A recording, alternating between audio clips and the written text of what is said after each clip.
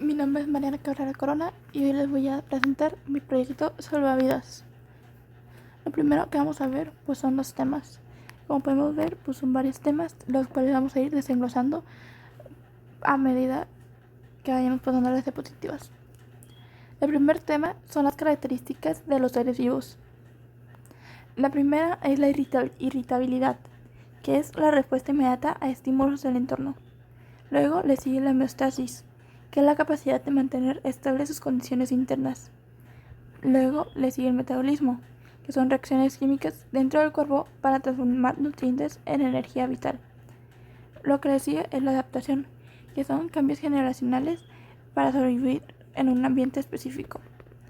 Lo que le sigue es la estructura y organización, formados por una o más células, las cuales se clasifican como unicelular y pluricelular.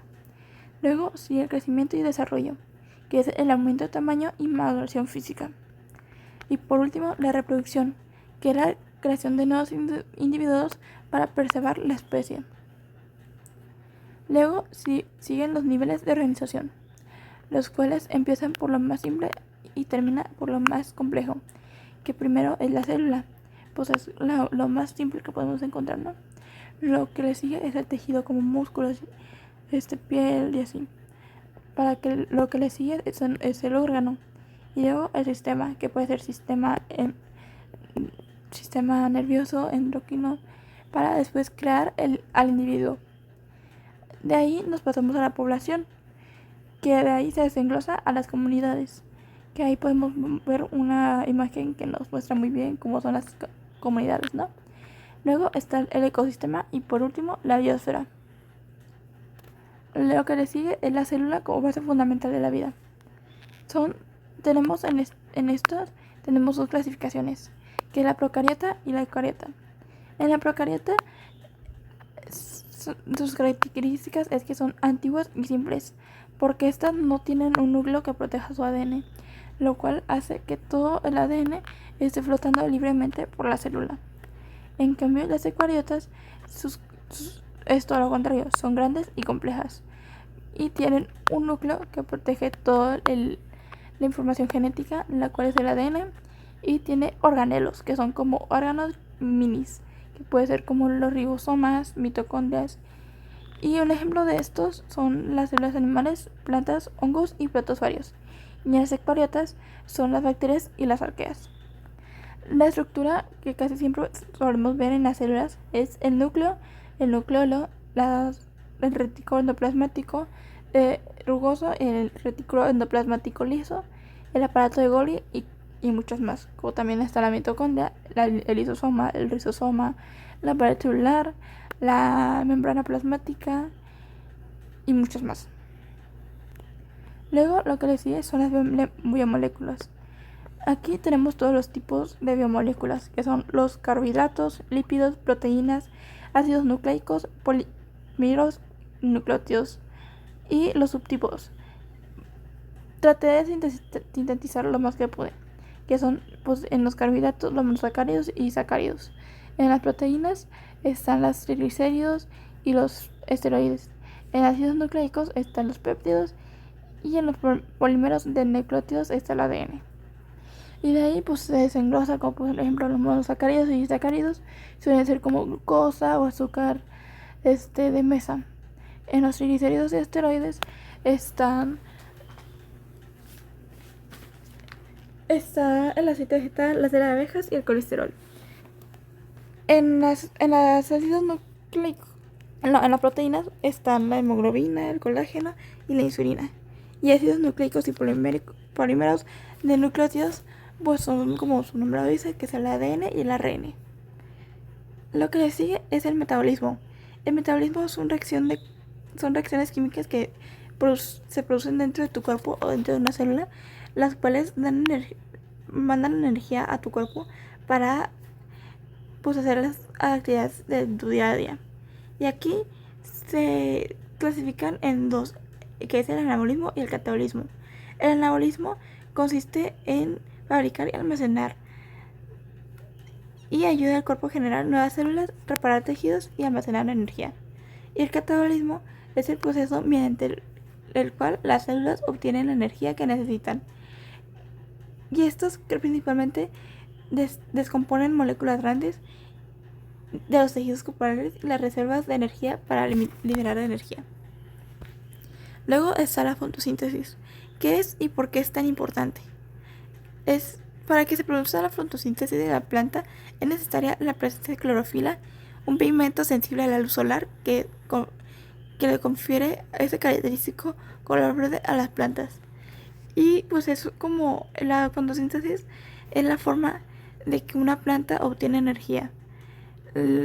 Es muy importante porque es uno de los mecanismos que fabrican nutrientes orgánicos y almacenan la energía lumínica del sol en distintas moléculas útiles. Luego está la respiración celular, que es un proceso en el que las células de tu cuerpo se transforman en energía, que es el ATP, y esto te ayuda a mantenerte vivo. Luego está la glucólisis. La glucosa se rompe a la mitad, ocurre en el citoplasma y da 12 ATP, o sea, de energía. Y luego está la oxidación de piruvato. Los fragmentos entran a la mitocondria y se preparan para el siguiente paso, que es el ciclo de Krebs, que es donde se procesan estos fragmentos para cargar como las baterías químicas y se genera un poco más de óxido de carbono y 2 ATP. Y por último está la cadena de transporte de electrones, que pues es como la fábrica principal, donde las baterías cargadas se usan para generar 1 tonelada de energía. Luego sigue la reproducción, que está la sexual y la sexual. En la sexual participan 2 progenitores, que es el macho y la hembra, la cual por una unión de células se crea nueva vida. Y una ventaja y desventaja es que requiere 2 seres vivos y se producen en menos tiempo. En la sexual hay un solo organismo, el cual produce descendencia sin necesidad de gametos ni fecundación. Esta descendencia suele ser casi idéntica, rápida y sencilla. Tiene ventajas y desventajas, la cual es que genera diferentes genética, ayuda a la adaptación, pero tiene un mayor riesgo de enfermedades. La reproducción es muy importante, porque sin ella no habría continuidad de especies. Luego sigue la mitosis y la meiosis, las cuales pueden ser confundidas, pero en la mitosis la célula duplica todo su contenido, incluyendo cromosomas, y se divide en células hijas idénticas. En la mitosis los pasos deben ser controlados, porque si no se regula adecuadamente puede causar cáncer. En la meiosis se asegura que los humanos tengan el mismo número de cromosomas en cada generación. Cuando no hay este tipo de regulaciones así, se pueden ver enfermedades como el síndrome de Down, el síndrome de Russell creo que es, y en estos 46 cromosomas se dividen a la mitad, que son 23 de la mujer y 23 del hombre. La meiosis permite la variación genética a través de una mezcla de ADN mientras las células se dividen. Luego están los conceptos fundamentales de la genética. La primera es el ADN, el ácido desoxirribonucleico, que es la molécula que contiene las instrucciones genéticas de un organismo y puede ser representado por una escalera retorcida de doble hélice. Se utilizan 4 aletas químicas o bases nitrogenadas, las cuales son la adenina, la timina, citosina y guanina. Luego son los genes, que son fragmentos de segmentos específicos de ADN. Funcionan como un manual de instrucciones para fabricar proteínas que a su vez determinan las características como el color de ojos, el color de cabello o el grupo sanguíneo. Y por último están los cromosomas. Todas las personas tienen 46 cromosomas, los cuales están organizados en 23 pares. Luego seguimos con el dogma central. Lo primero que podemos ver es el ADN, que es donde se almacena toda la información genética de los seres vivos. Se encuentra en el núcleo de las células y contiene instrucciones para formar proteínas. Lo que le sigue es el ARN, que es el proceso donde el ARN se utiliza para fabricar proteínas, transforma la información del ADN, lleva información hacia los ribosomas y participa en formación de proteínas. Luego las proteínas son moléculas esenciales para la vida, para realizar funciones importantes en la célula, que ayudan con el crecimiento y funcionamiento del cuerpo, los cuales también producen el ATP. Y por último está la importancia, que esta explica cómo funciona la información genética, que permite entender cómo se heredan las características fundamentales para la vida de todos los seres vivos. Y por último, pero no menos importante, está las leyes de Mendel y el cuadro Punnett. En el cuadro Punnett se utiliza para estimar una probabilidad de descendencia en un cruzamiento que tenga un genotipo. Mientras que en las leyes de Mendel se describen las reglas biológicas de la herencia simple. El método de Punnett es el diagrama matemático que permite visualizar y calcular las reglas de una forma práctica.